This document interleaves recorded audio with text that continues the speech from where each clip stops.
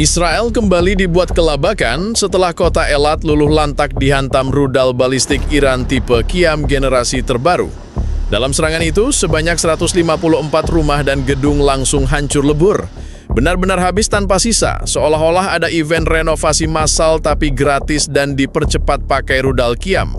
Eilat selama ini dikenal sebagai kota wisata dengan pantai dan hotel, tapi di balik itu, ternyata kota tersebut dipakai sebagai tempat penampungan tentara IDF yang sedang dipersiapkan untuk operasi militer ke Palestina. Dengan kata lain, Eilat berubah jadi kos-kosan prajurit IDF, tapi sayangnya kos ini gak sempat bayar listrik karena sudah keburu dimatiin paksa pakai rudal Qiyam.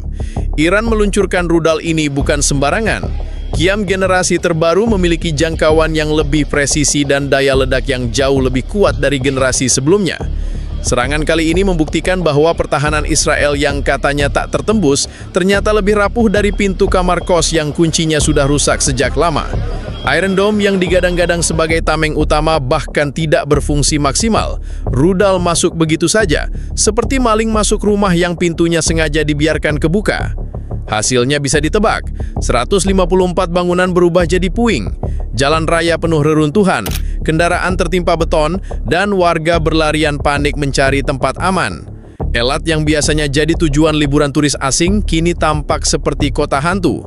Kalau biasanya wisatawan datang cari hotel bintang 5, sekarang yang ada hanya hotel bintang jatuh karena roketnya turun langsung dari langit.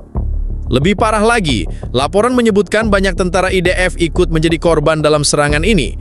Pasukan yang tadinya mau dipakai untuk melancarkan agresi ke Palestina, justru kehilangan markas sebelum sempat berangkat. Singkatnya, belum sempat berperang, sudah jadi korban.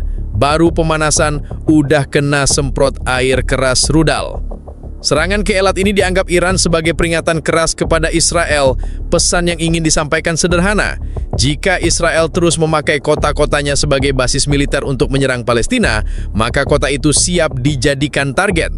Atau dalam bahasa sederhananya, jangan parkir tank di kota wisata kalau gak mau hotelnya berubah jadi bunker gratis. Dengan kehancuran besar ini, Israel kehilangan satu titik penting. Eilat yang tadinya jadi pintu gerbang strategis ke Laut Merah kini lumpuh total. Aktivitas ekonomi terhenti, jaringan listrik padam, dan komunikasi terganggu. Ibarat komputer, kota ini sudah kena riset pabrik langsung dari rudal Qiyam. Serangan besar ini bukan hanya jadi tamparan telak, tapi juga menelanjangi kelemahan Israel. Mereka bisa menggertak di media, bisa ancam Palestina, tapi begitu rudal Iran datang, semua gertakan hilang. Kayak orang yang jago bacot di medsos, tapi pas ketemu langsung, cuma bisa diem. Rudal balistik Qiyam generasi terbaru milik Iran akhirnya menunjukkan performanya di medan nyata dengan menghancurkan kota Eilat. Tanpa basa-basi, peluncuran rudal ini langsung jadi bukti kalau teknologi pertahanan Israel lebih banyak jago promosi ketimbang fungsi asli. Iron Dome yang katanya bisa jadi perisai, malah jadi pajangan mahal yang fungsinya gak jauh beda sama payung bolong di musim hujan. Qiyam generasi terbaru ini didesain dengan kemampuan manuver lebih baik dan akurasi lebih tinggi. Rudal ini diluncurkan dari jarak ratusan kilometer dan mendarat tepat di pusat Eilat, menghancurkan bangunan militer sekaligus fasilitas sipil yang dipakai menampung pasukan IDF. Artinya, rudal ini ibarat kurir ekspedisi kilat. Alamatnya gak pernah salah, paketnya selalu sampai, dan yang diterima bukan barang COD, tapi ledakan. Israel sering membanggakan diri dengan sistem pertahanan canggih dan jet tempur F-35 yang mahal, namun kenyataan di lapangan justru memalukan. Bagaimana mungkin negara dengan anggaran militer miliaran dolar masih kecolongan rudal yang terbang dengan gaya slow but sure? Sementara IDF sibuk pamer latihan militer di televisi, rudal Qiyam malah kasih latihan gratis di dunia nyata. Serangan ini bukan hanya soal kehancuran fisik, tapi juga soal mental. Tentara IDF yang sebelumnya ditempatkan di Eilat, kini kehilangan titik kumpul. Mereka tadinya mau berangkat ke Palestina buat jadi jagoan, tapi ternyata malah disambut rudal duluan, kayak orang yang mau berantem di sekolah, tapi keburu dijewer guru BP. Iran dengan sengaja menggunakan Qiyam terbaru sebagai pesan politik. Dengan sekali tembak, mereka mempermalukan sistem pertahanan Israel dan menunjukkan kepada dunia kalau serangan balik bisa datang kapan saja. Israel yang biasanya nyolot di panggung internasional, sekarang jadi korban roasting internasional bukan cuma di media, tapi juga secara fisik lewat rudal. Teknologi Qiyam sendiri dirancang agar sulit dideteksi radar. Inilah yang bikin Iron Dome gagal bekerja. Radar Israel seakan buta mendeteksi arah masuk rudal ini. Ibarat satpam komplek yang ketiduran, malingnya sudah bawa kulkas keluar rumah, satpamnya masih ngorok. Dengan keberhasilan ini, Iran berhasil meningkatkan reputasi militernya. Mereka ingin tunjukkan bahwa meski dikepung sanksi internasional, kemampuan militernya tetap tumbuh. Bahkan dalam satu serangan ke Eilat, Iran mampu membuktikan bahwa rudal buatan mereka bisa membuat Israel kehilangan kepercayaan diri. Israel jadi terlihat seperti gamer yang sering flexing gear mahal, tapi ujung-ujungnya kalah lawan player low budget. Bagi warga Israel, suara ledakan Qiyam bukan sekedar dentuman biasa, melainkan pengingat bahwa mereka tidak aman meski berada jauh dari garis depan Gaza. Serangan ke Eilat membuktikan kalau rudal Iran bisa menembus jauh ke jantung kota Israel, dan itu membuat rasa panik meningkat drastis. Sekarang setiap bunyi keras, entah itu pintu kebanting atau mobil ngebut, bisa bikin warga Israel refleks tiarap, efek samping rudal yang lebih sukses dari iklan obat penenang.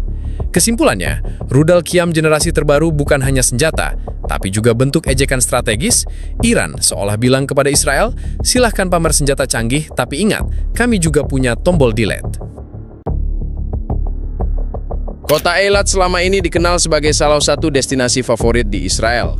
Pantai Laut Merah, hotel berbintang, pusat perbelanjaan, hingga kehidupan malamnya selalu jadi daya tarik wisatawan. Tapi, di balik label kota wisata, ada fakta yang sengaja ditutupi. Eilat juga dijadikan tempat penampungan ribuan tentara IDF yang sedang dipersiapkan untuk operasi militer ke Palestina. Dengan kata lain, kota yang seharusnya penuh turis dengan kamera dan tabir surya malah dipenuhi tentara bawa senapan dan rompi perang. Iran sudah lama mengawasi hal ini. Mereka tahu bahwa Eilat tidak lagi sekedar kota wisata, melainkan markas darurat. Begitu informasi ini terkonfirmasi, rudal balistik Qiyam pun diluncurkan tepat ke jantung kota. Hasilnya, Eilat bukan lagi tempat orang liburan, tapi tempat orang evakuasi. Dari city tour jadi city funeral. Banyak warga Israel sendiri kaget dengan fakta ini. Mereka merasa ditipu oleh pemerintahnya. Bagaimana mungkin kota yang seharusnya aman bagi warga sipil malah dijadikan gudang militer?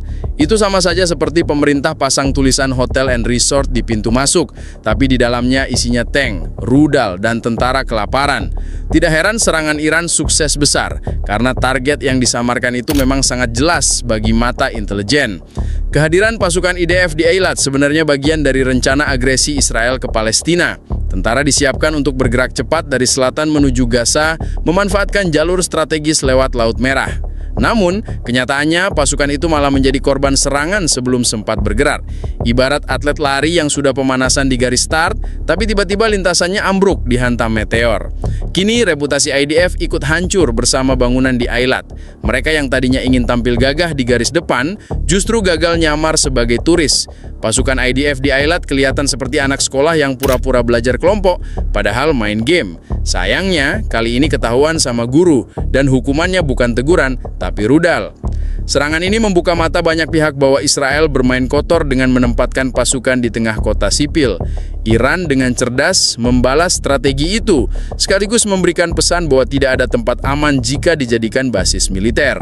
Eilat jadi contoh nyata, dari surga wisata menjadi contoh textbook tentang kesalahan militer. Dampaknya bukan hanya pada fisik kota. Sektor pariwisata Eilat yang jadi andalan ekonomi Israel juga lumpuh total. Hotel-hotel kosong, bandara internasional berhenti beroperasi, dan toko-toko tutup. Kalau dulu orang booking kamar lewat aplikasi online, sekarang yang bisa dipesan cuma tenda darurat di pusat evakuasi. Wisatawan asing yang masih ada di sana pun panik. Banyak di antaranya terjebak dalam serangan dan harus dievakuasi cepat. Bagi mereka, pengalaman liburan di Eilat berubah drastis. Niatnya mau lihat sunset romantis di tepi pantai, malah dapat sunrise rudal balistik dari langit. Lebih menyakitkan lagi bagi Israel, serangan ke Eilat mempermalukan strategi militer mereka di mata internasional. Negara yang katanya punya salah satu pasukan paling ditakuti di dunia justru terlihat seperti amatir. Bayangkan, pasukan elit IDF malah kelihatan seperti figuran film action yang mati duluan sebelum cerita utama dimulai. Setelah rudal balistik Qiyam menghantam kota Eilat, Israel langsung masuk mode panik nasional. Pemerintah yang tadinya sibuk merancang agresi militer ke Palestina, kini justru sibuk mengurus puing-puing kotanya sendiri. Rencana besar menyerang Gaza berubah jadi menyapu reruntuhan di Eilat. Dari ofensif berubah jadi defensif, dari jagoan berubah jadi korban. Kerusakan parah di Eilat tidak hanya meruntuhkan bangunan, tapi juga mental masyarakat Israel.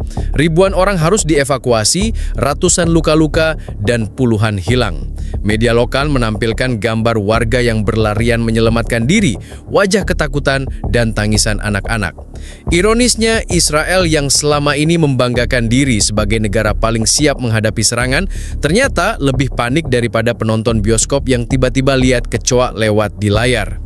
Sementara itu, IDF yang seharusnya tampil sebagai penyelamat justru terlihat kewalahan. Pasukan yang ditempatkan di Eilat banyak yang ikut jadi korban. Mereka yang seharusnya jadi tameng malah minta ditamengi. Pasukan elit berubah jadi pasukan pelit. Pelit akal, pelit strategi, pelit keberanian. Situasi ini memperlihatkan betapa rapuhnya rencana Israel. Mereka terlalu sibuk menekan Palestina sampai lupa bahwa musuh lain juga mengawasi gerak-gerik mereka. Kepanikan ini meluas hingga ke tingkat pemerintahan. Perdana Menteri Israel langsung menggelar rapat darurat membahas langkah balasan sambil menenangkan rakyat yang mulai kehilangan kepercayaan. Tapi bagaimana rakyat bisa tenang kalau kenyataannya Iron Dome gagal, rudal Iran masuk mulus, dan kota wisata bisa hancur dalam satu malam? Pemerintah terlihat seperti stand-up comedian yang kehilangan punchline. Ngomong keras di panggung, tapi begitu ditanya penonton, langsung gagap. Media internasional pun mulai mengkritisi. Banyak yang menyoroti bahwa Israel salah besar dengan menjadikan Eilat sebagai markas militer terselubung. Bagi dunia luar, ini bukti bahwa Israel tidak hanya mengorbankan Palestina, tapi juga rakyatnya sendiri. Kalau ada penghargaan negara paling ceroboh 2025, Israel mungkin sudah siap menerima piala. Dikirim via rudal tentu saja. Reaksi warga Israel di media sosial pun penuh amarah. Banyak yang menyalahkan pemerintah karena menempatkan pasukan di Eilat tanpa memikirkan resiko. Ada juga yang mempertanyakan miliaran dolar anggaran pertahanan yang ternyata tidak mampu mencegah satu rudal masuk. Komentar warganya pedas. Bayar pajak mahal-mahal, tapi hasilnya Iron Dome cuma jadi lampu Natal. Paniknya Israel juga terlihat dalam keputusan militer. Mereka buru-buru mengerahkan jet tempur dan pasukan tambahan ke wilayah perbatasan seolah ingin menunjukkan kekuatan. Tapi dunia sudah melihat kelemahannya. Ibarat orang jatuh di front umum, Israel sekarang berusaha bangun dengan gaya keren, padahal semua orang sudah ketawa duluan. Yang lebih memalukan lagi, agresi Israel ke Palestina otomatis terhambat. Pasukan yang seharusnya berangkat justru kehilangan markas dan logistik. Serangan ke Gaza yang direncanakan jadi pertunjukan kekuatan berubah jadi pertunjukan kelemahan. Mereka ingin tampil sebagai predator, tapi malah kelihatan seperti hewan peliharaan yang baru kena siram air. Iran sendiri tidak perlu banyak bicara. Serangan ke Eilat sudah cukup sebagai pesan. Jika Israel terus menyerang Palestina, maka kota lain juga siap dijadikan target. Pesan itu sederhana, tapi mematikan. Dan Israel tahu mereka tidak bisa sepenuhnya mencegahnya. Sekarang Israel jadi seperti siswa nakal yang baru ketahuan contek. Mau marah, tapi sudah keburu malu di depan kelas. Bagi rakyat Palestina, kehancuran Eilat ini dilihat sebagai karma instan. Negara yang biasanya bebas menyerang mereka tanpa ampun, akhirnya merasakan sendiri bagaimana rasanya jadi sasaran. Kalau biasanya Israel yang bikin orang kehilangan rumah, kali ini gilirannya mereka yang kebingungan cari tempat tinggal. Bedanya, warga Palestina sudah terbiasa, sementara warga Israel masih syok kayak baru pertama kali ditolak gebetan. Kepanikan Israel ini bukan hanya urusan internal, tapi juga citra global. Dunia kini menyaksikan bahwa negara dengan militer super canggih ternyata bisa dipermalukan oleh satu serangan rudal. Israel jadi bahan meme internasional, dari simbol kekuatan berubah jadi simbol kelemah.